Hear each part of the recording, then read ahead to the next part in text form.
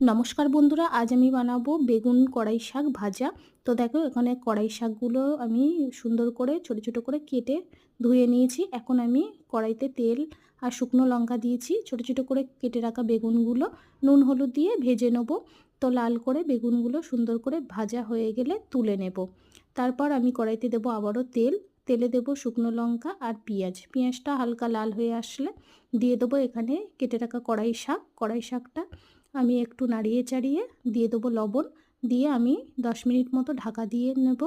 তো 10 মিনিট পর ঢাকাটা খুলে আবারও একটু নাড়িয়ে চাড়িয়ে দিয়ে দেবো এখানে হাফ চামচ চিনি। তো চিনিটা দিয়ে আমি 10 মিনিট মতো ভেজে নেব। 10 মিনিট পর আমি ভেজে রাখা বেগুনটা দিয়ে আবারও কিছুক্ষণ একটু একসঙ্গে ভেজে নেব। ভেজে নিয়ে আমি তুলে নেব। তো একটা প্লেটের মধ্যে তুলে নেব। তো বেগুন দিয়ে কড়াই শাক ভাজা আমার রেডি। রেসিপিটা ভালো লাগলে লাইক, কমেন্ট, শেয়ার ও সাবস্ক্রাইব